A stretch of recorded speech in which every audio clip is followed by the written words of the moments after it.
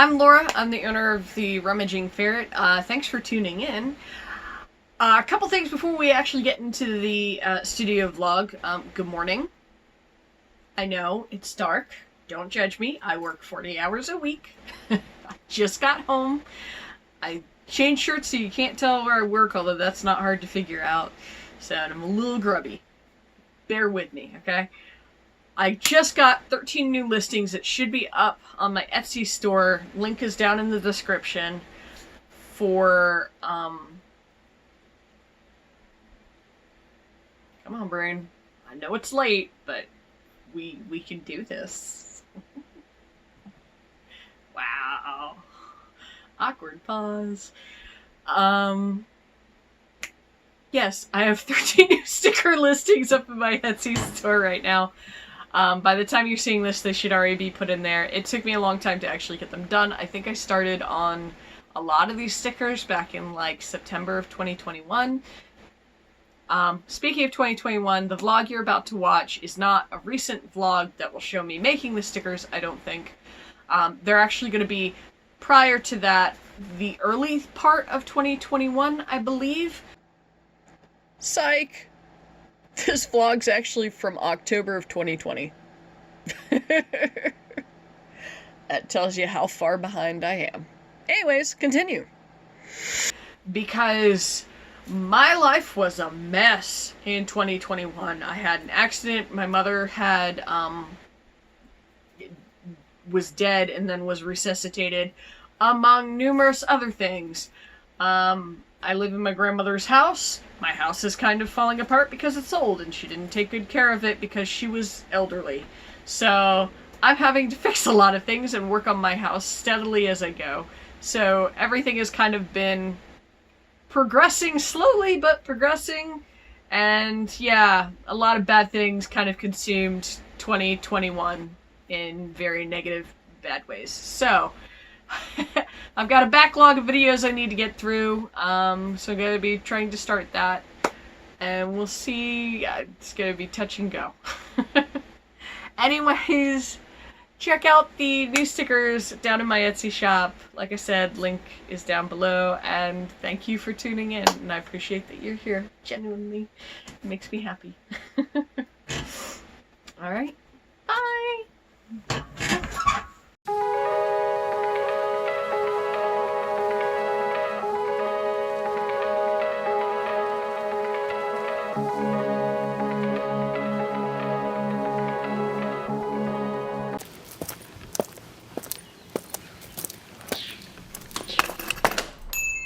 Hello, and welcome to the Rummaging Ferret.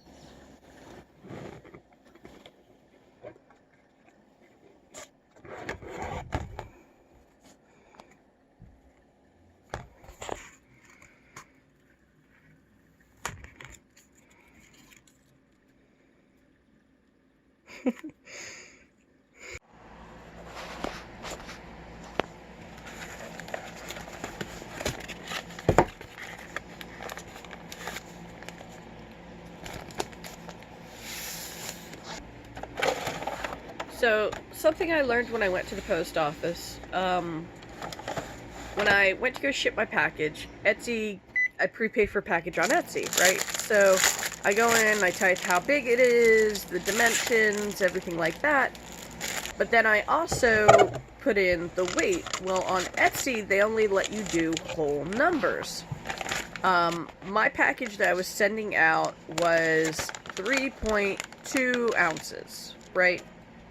So, Etsy only lets you do whole numbers, so I did 3. It doesn't tell you to round up or down, and the logic of math, if it's under 5, you round down, right? So that's what I did. So I rounded down to 3. Well, when I went to go to the post office, I double-checked with the staff lady there, who is awesome. She'll never see this video, but she's amazing. Love her to death. But she put it on the scale, and with the tape and everything, it came up as 3.4. Not a real big deal, I don't think, right? But when she went to go check the postage price, my price was wrong. Because I put in 3. But even if, and she checked it, even if she had weighed it at 3.2, it would be a different price. So, when you're typing your ounces into Etsy, and it only does whole numbers, you need to put in 4, not 3. No matter how close to 3 it is, you need to put in 4. She said sometimes the Postal Service will just let it through, other times it'll reject it for the post price, and it'll come back to you. So, I might have that back in my box because it's literally a quarter of a price off. So I think the postage was supposed to be $1.25, and because it was 3.4, it was 25 cents extra to send it. So it would have been, what, $1.50 instead of $1.25? So just for anybody who's sending their package out for the first time, round up, not down. It's gonna cost you a little bit extra money, but, it's gonna be the correct price, right? So just a heads up and letting you know. Because that was something my postal lady told me, and she sent it anyways because we couldn't add a postage to it because it's already been postmarked. So, hopefully, it'll just go through and I don't have to repay for postage. She said she's gotten some things sometimes that was a whole $1 off for postage. And the Postal Service just kind of let it through. Don't do that, because there's a good chance it'll get sent back, but she said there have been things that she's received that was definitely off in price. But, you know, she said it might slip through the cracks. We'll see. Hopefully it doesn't come back to me. I know who this package is going to. It's a friend of a friend. So hopefully, I mean, I know they're going to be understanding about it if it does come back. And I'm going to write them and tell them about the issue just in case. But hopefully it'll send and it'll be fine. This is the first package I've ever sent out. So hopefully things will kind of go smoothly. If not, this is a good test run because it's somebody I know. So I'm not sure if I'm actually going to put this out there. I might. I'm a little perturbed. So, I work for a grocery store. We all know this, right? Or those that may have seen the videos might already know this. One of my coworkers in my department, who I directly work with, has contracted COVID.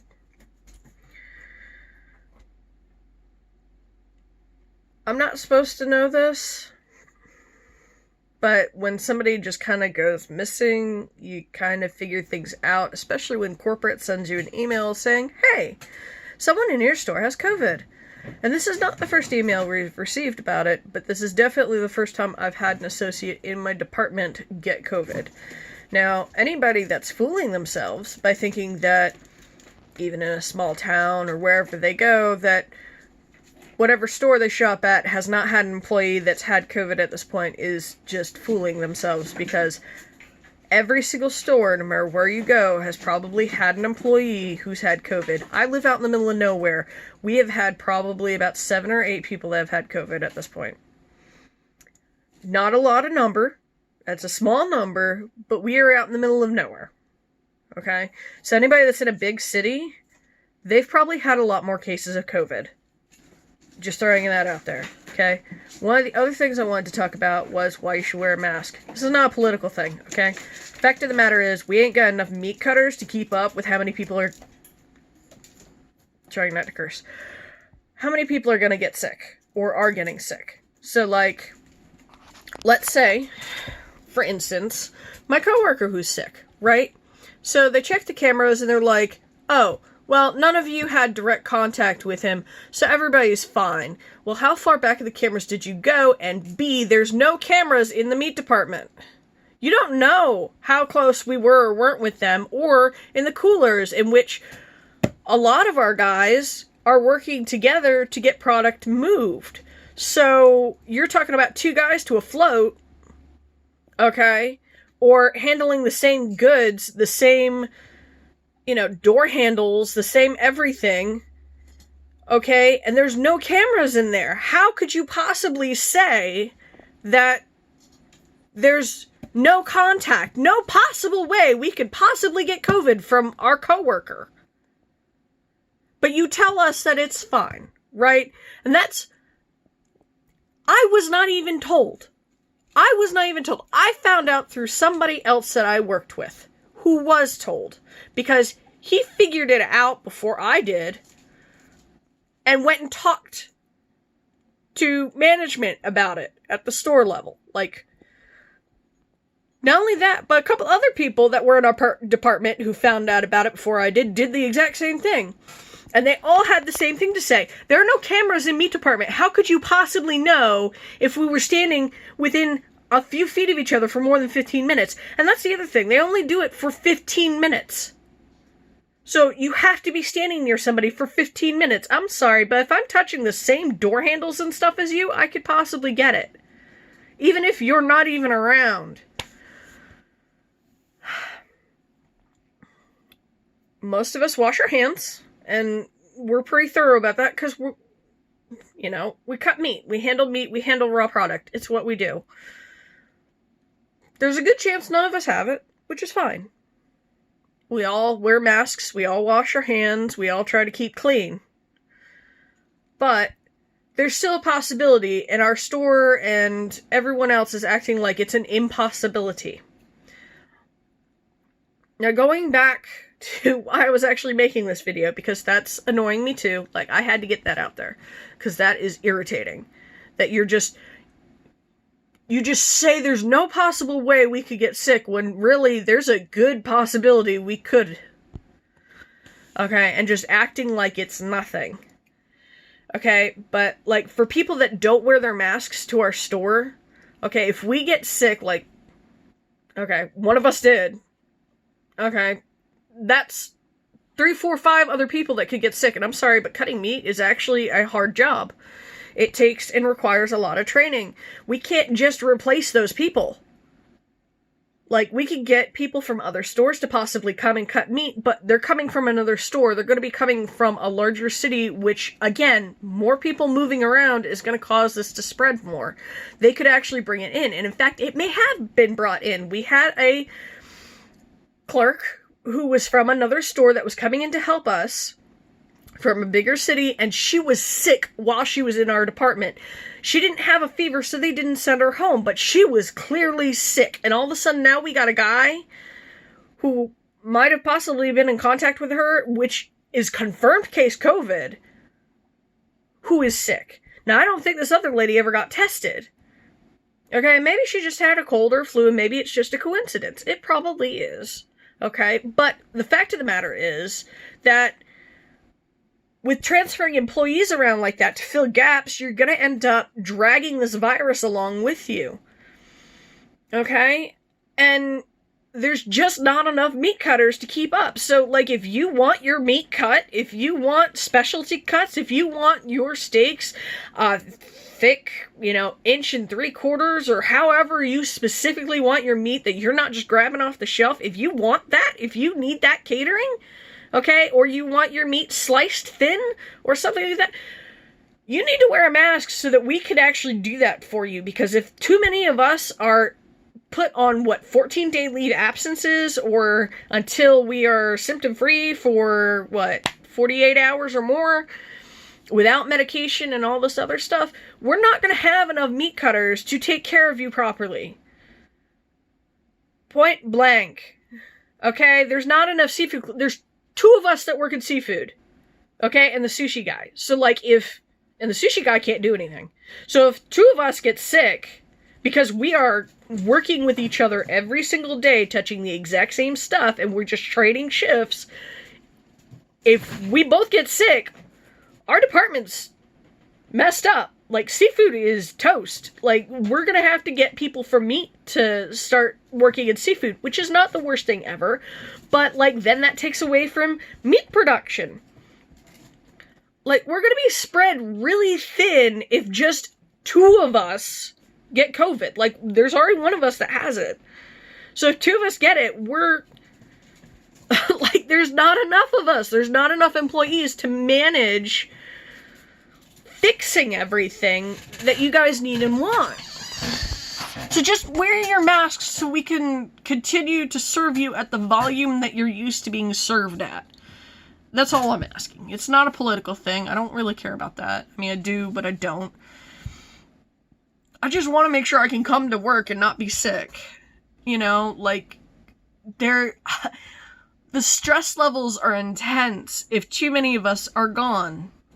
We had this problem when we had surges during the first wave of the pandemic. Everybody panicked, and it was all hands on deck, and we were running full steam trying to take care of everything. And even then, we're still up 30% from last year. Even after the wave died off, we're still making and cutting way more meat than we were before this started. It's insane. And we haven't increased our budget. We haven't increased how many people we've got. I mean, we hired 1 person. But other than that, and he's part-time. But other than that, we really haven't done anything else. We've just taken on the workload and kind of dealt with it. And if there's not enough of us, if too many of us get sick, it's harder for us to manage and to meet your needs. So just mask up. That's all I'm asking. And I'm sorry it's an inconvenience. I really am. I don't like wearing the thing either, and I gotta wear it 10, 15 hours a day. No, not 15, but 10 hours a day. Anyways, the other thing that's bugging me too is because my coworker got COVID, I'm trying to get tested because I'm going to be going and taking care of my mother who's going through surgery soon. She hasn't gone into surgery yet, but she's going to soon. So that's a little alarming that I've got a guy that just had COVID who's been out, and I have to test for it. I need to. I'm not required to because work thinks everything's hunky-dory, and maybe they're right. They're probably right.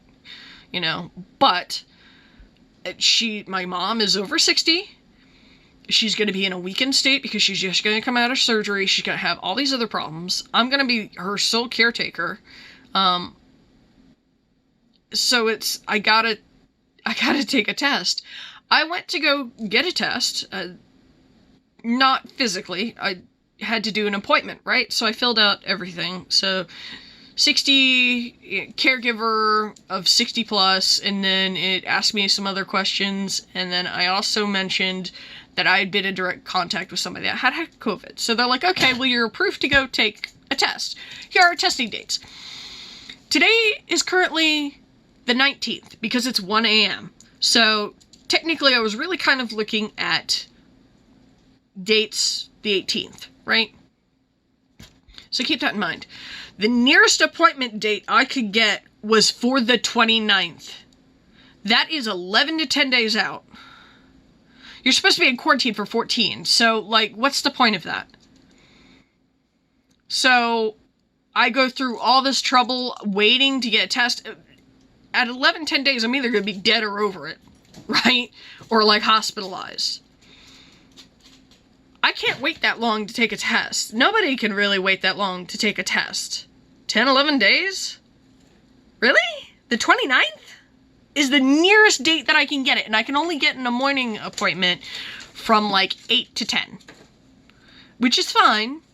I'm not gonna squabble over that. I'll do that. That's not a problem. But like 10 to 11 days out to get an appointment to go get a COVID test. Most people are gonna be over whatever symptoms they have by then. Like, that's too long to wait for a test. I don't know. I don't want to bash anybody or anything like that. I'm just trying to do the right thing. I'm stressed out. And I just want to make sure that I'm not taking anything to my mom. You know, if it was just me, because I'm not showing any symptoms, I wouldn't worry about it so much, you know? But even then, I still work with raw food. I get, you know, maybe not hundreds of customers a day, but like, I get a fair number of customers a day.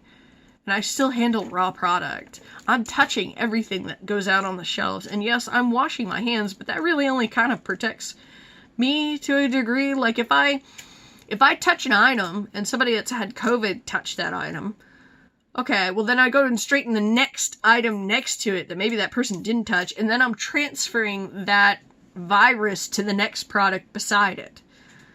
But then I go and wash my hands and I'm perfectly fine. But the next person that touches that product might get it because it transferred from my hand from one product to another. So, I mean, I don't know. I'm just irritated, I guess. I'm sorry for the rant. It's frustrating. Please, wear a mask. There's not enough of us to keep up if people keep getting sick. And winter's coming, which is not going to make things any better. Yeah. Okay, I'm done. I'll shut up now. That's my piece. 10 days is too long for a test. And that's not even just to get results back. That's just to get an appointment. So, by the time I get my results back, that's going to be your 14 days of quarantine right there. Okay. I feel better. Thanks for listening. Like I said, I don't know if I'm going to post this. It seems stupid to post it, but... Alright, bye. So, I actually purchased a new hard drive.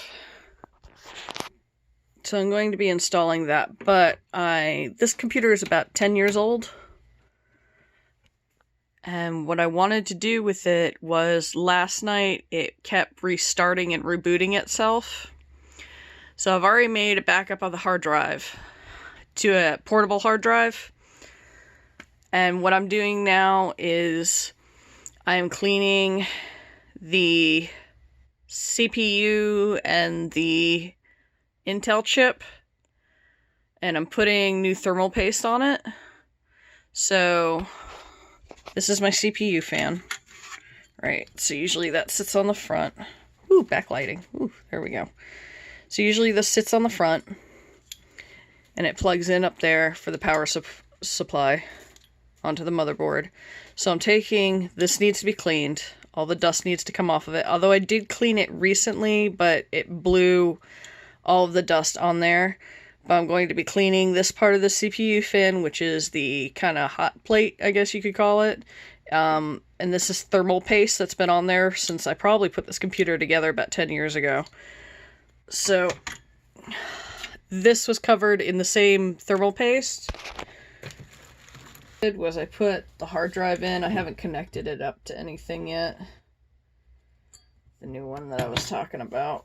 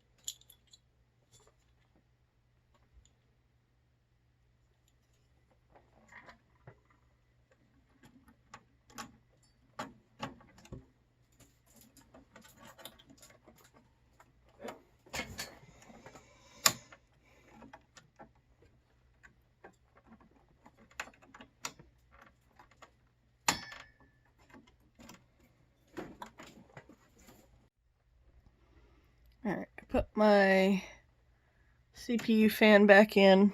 I had to do it a couple times because I couldn't get my fan to securely snap in place. I've been using as twist tie for a while to hold it in, but it seems like I got it lodged in there pretty good this time and locked in the way it should be. Because last time I cleaned it, it had wiggled free or something. It wasn't quite as nice as it should be. But I think I got everything straightened out now.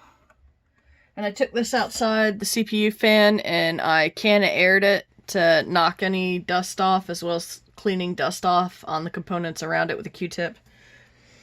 So now I gotta figure out, I had put my, can you even see that? Yeah, kind of. I put my hard drive in, but I haven't connected it yet. So I've got some zip ties back in here that I probably should undo, so I can see what cables I've got to hook this up to. Because I may have to move these down and then stick another set here. Because this is kind of low because this sticks out so much. And then I've got a fan right here, so I can't really move it up higher because there's just not enough space between here and here. There's not enough clearance. So I gotta figure out how to unhook, if I have to, because I have really good cable management in here. I'd really hate to mess it up.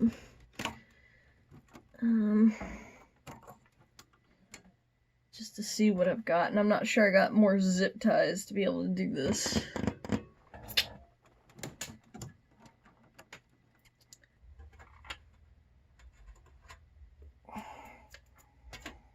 Been a while since I popped this panel off. What do I even have over here?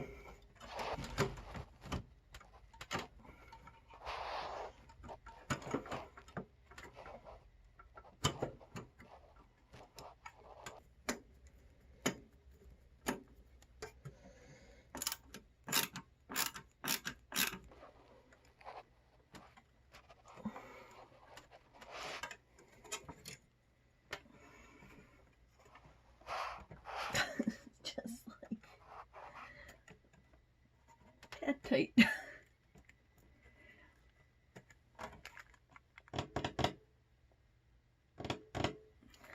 I guess that works. Hi guys, so I just wanted to do a quick little blip about this for anybody that's also having problems. I make my videos on Adobe Premiere Pro. I have an older version, I think it's like CS6 or something. But anyways, so I take videos with my phone, and then I throw them onto my computer, and then I import them into Premiere, right? So that's normal. You can drag and drop, or you can actually use the Premiere, or not the Premiere, but the button to do it, to import.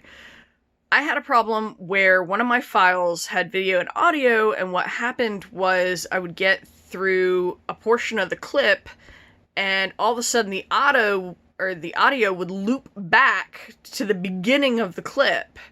Not on Premiere Pro, it was through Premiere Pro, but it acted like it was the file.